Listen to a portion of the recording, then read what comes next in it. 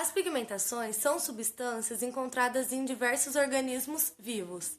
Elas são responsáveis por trazer cor às coisas. Então, assim, onde tem cor é o resultado de uma pigmentação. No nosso organismo em específico, essas colorações elas podem se tornar patológicas por N motivos. Um desses motivos é a alteração hormonal. Outro motivo também é a interação medicamentosa, né? Às vezes algum medicamento que tenha um componente que possa alterar a pigmentação. Essas pigmentações, elas são divididas em pigmentações endógenas e exógenas, que significa o quê? As exógenas são resultados de organismos externos aos nossos. As endógenas, né, como o nome já diz, resultado de ações do nosso próprio organismo. Então, aqui no meu trabalho, eu vou estar explicando um pouquinho mais sobre isso. Então, vamos começar aí pelas pigmentações exógenas, que como eu já tinha citado anteriormente, né, são pigmentações causadas por agentes externos ao nosso corpo, como por via respiratória ou pela nossa epiderme. Um belo exemplo disso são as tatuagens, né, com o intuito decorativo, né, que a gente faz, e são introduzidas pequenas partículas de pigmentos, né, formando os desenhos. Então, é um exemplo, né, de pigmentação exógena. Temos aí também o sal de bismuto, ele entra também como pigmentação exógena. Ele é facilmente adquirido, né, por via respiratória, então pessoas que trabalham com sal de bismuto, ou por via oral, ingestão. Aí você pensa, mas eu não vou comer o sal de bismuto, né? Realmente.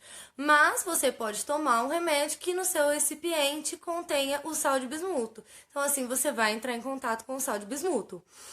Outro exemplo também que acontece muito com pessoas que trabalham, né, com isso é a inalação de carvão. Então, como mostra aí na imagem, né, isso causa pequenos pigmentos pretinhos, né, pontinhos pretinhos no pulmão. Aqui está mostrando, na primeira imagem aqui está mostrando o raio-x e na segunda imagem está mostrando a lâmina microscópica. Então é assim que o pulmão da gente fica após entrar em contato com o carvão, fica com essas pigmentaçõezinhas.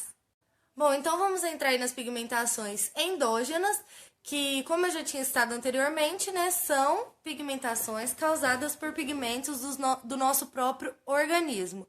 O primeiro exemplo que eu queria citar é a melanina. A melanina, ela é uma proteína responsável pela coloração da nossa pele, dos nossos olhos, do nosso cabelo, enfim, né, a coloração do nosso corpo. Essa proteína, quando ela tá tudo ok, tudo normal, beleza. Mas quando ocorre a diminuição dela, causa uma patologia chamada vitiligo, que, né, como eu citei, é a diminuição da pigmentação em diversas partes do corpo. Pode ser unilateral, que é de um lado só do corpo, pode ser bilateral, que, né, são dos dois lados do corpo, tomando o corpo todo. Mas assim, o vitiligo ele não tem um padrão não. Por exemplo, eu tenho vitiligo bilateral, então eu vou ter uma mancha aqui e uma mancha aqui. Não. Como mostra aqui na imagem aqui em cima, dessas mãozinhas assim, são várias formas, vários tipos, né, que essas manchas assumem. Não são manchas padronizadas, né, e são umas manchas assim mais claras do que a pele, né? Então, outro exemplo dessas pigmentações endógenas são as causadas por lipofuscina. E aí, o que acontece nesse caso, né? São os resíduos ali presentes no corpo, né, que não foram digeridos corretamente, não foram bem digeridos, né, pelas células. Então, essas células acumulam ali um lixo celular, né, que são os resíduos, vai acumulando ao longo dos anos ali e causa uma coloração amarronzada ali nas células. Então, aí você me pergunta, então como é resultado de muitos anos, então eu sou nova, então não tem perigo. Não necessariamente, né? Pessoas que têm doenças consumptivas, que são aquelas doenças como HIV, né? Que são doenças que, como o nome fala, consomem, né, muitas das células, elas estão propícias também à pigmentação por lipofuscina. Bom, então outro exemplo, né, dessas pigmentações endógenas são as pigmentações patológicas hemoglobinas, que são o quê? São resultado da destruição das hemoglobíneas, que são substâncias presentes ali nos glóbulos vermelhos, causando a coloração avermelhada, né, ao mesmo. Então, assim, a partir do momento que ocorre essa destruição, acontece exatamente isso que está mostrando aí na imagem, ó, que é o nenenzinho com o rosto bem vermelho. Então, essa pigmentação patológica pode ser causada pelo excesso de ferro, porém, pode ser causada também por diversas doenças, né?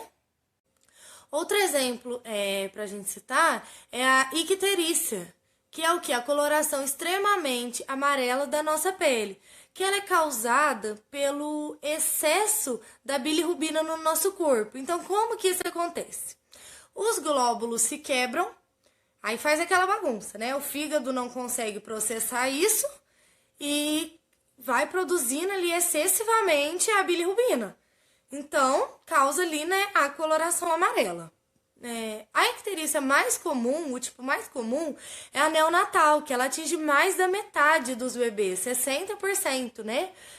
E aí pode acontecer, né? Ou, por isso que eu citei agora, né, o excesso de bilirrubina, ou a má formação do fígado, né? O bebezinho nasce ali e o fígado dele ainda não tá 100%. Então, pode ocorrer o excesso da bilirrubina, né?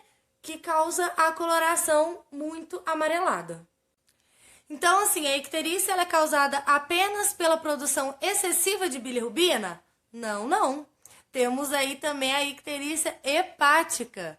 Então, assim, o nosso corpo ele tem que estar em perfeito equilíbrio. Se ocorre a demasiada produção dá problema, e se ocorre a interrupção também dá problema, que é o caso aqui da icterícia hepática. Ocorre a interrupção da bilirrubina. Então, ela causa patologias. Um exemplo que eu citei aqui foi a cirrose, né? Que a pessoa fica com essa barriga desse tamanho e a coloração amarelada. Então, no fígado da pessoa portadora da cirrose hepática, ocorre ali a presença de fibrina. E por fora, a parte de fora, cria um tecido cicatrizado. Então, digamos assim, o fígado vira uma lesão cicatrizada, né? Igual tá mostrando aqui na imagem, ó. Ele vira praticamente uma cicatriz, né? Bom, aí como complementação, né, eu decidi citar o exemplo da hipercromia pós-inflamatória, né, que o nome mesmo sugere, é um excesso de melanina, né, após um processo inflamatório. Então, assim, eu decidi citar porque foi um caso que aconteceu até mesmo comigo. No meu caso, foi devido ao uso de lâminas, né, depilatórias. Então, na região axilar, né, formaram pequenos cortezinhos que inflamaram e evoluíram para uma produção excessiva de melanina naquele lugar, né? Então, aconteceu ali o processo inflamatório e apareceram manchinhas, pequenas manchinhas, igual mostra aqui nessas imagens acima. Manchinhas não padronizadas, né? Cada uma de um tamanho, pode ser bem escura ou mais clarinha, né? Mas não é apenas por depilações com lâmina, não. Ela é resultado de qualquer cicatrização mal sucedida, como por exemplo assim, a cicatrização de acne, de espinha, né? Mal sucedida, ela causa também a hipercromia pós-inflamatória, né? Porque a acne ela nada mais é do que um processo inflamatório também. Então, quando ocorre a má cicatrização dessa acne, dessa espinhazinha, acontece também essa hipercromia pós-inflamatória. Então é isso, gente. Esse foi meu trabalho. Eu espero que eu tenha passado com clareza para vocês as informações, que todo mundo tenha entendido. Agradeço quem assiste até o final.